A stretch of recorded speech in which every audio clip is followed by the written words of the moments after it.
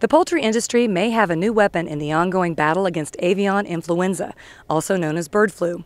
Researchers at Kansas State University have developed a new way to reduce the time it takes to create new vaccines against these strains. There are various methods to produce a vaccine against avian flu. The most common way, I think 90% of the flu vaccines produced in the world are inactivated vaccines. We have worked on a different approach, and we decided to make a virus vector-based vaccine against avian flu. And we decided to use Newcastle disease virus, which is a disease in poultry, as our vector, as our backbone for this vaccine. So we use molecular method to modify this virus, the vaccine, Newcastle disease virus, and add a gene from avian influenza.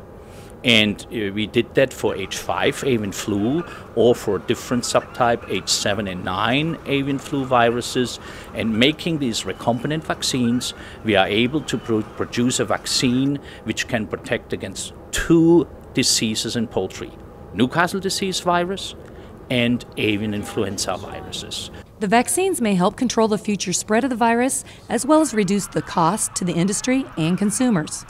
Well, it's been a financial impact on the industry this year for sure. We've lost and had to cull a large number of birds, especially in the layer industry. Somewhere around 10% of the flock has been culled. Somewhere between 45 and 48 million birds in the layer industry have been eliminated. Yeah, 45 to 48 million birds culled is severe. For the egg industry, the way we kind of talk about the numbers is that there's about one layer for every person in the United States. So it's about 330 million plus or minus layers every year in the United States. So as a total percentage of the flock, it seems pretty small, but one bird is about what you consume on a per capita basis. So when you eliminate 40, 50 million birds from the flock, that means that we're, in theory, quite a few million eggs short every single day. So the industry has really seen a major impact. While this latest round of avian influenza has hit hard, it may have been even worse, if not for security measures within the U.S. poultry industry. Well, biosecurity is our big word. We had biosecurity in place before. That's what's kept it where it's at now. So we did a good job there. The surveillance program was part of that biosecurity. That has worked. That's why you see what's happening. So that's worked very well. Making sure that we educate growers, making sure that we eradicate birds that have tested positive, making sure we disinfect facilities, monitor all the birds in the environment, because we don't know exactly what wild birds in that particular area may be carrying it. So we know where our vectors are coming from.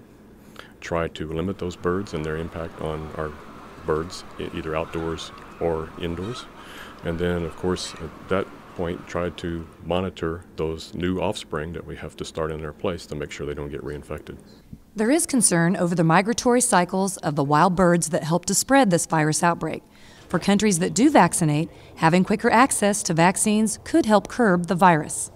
So we believe right now, early summer, that hopefully the infections, we are over the height of the infection in our domestic poultry.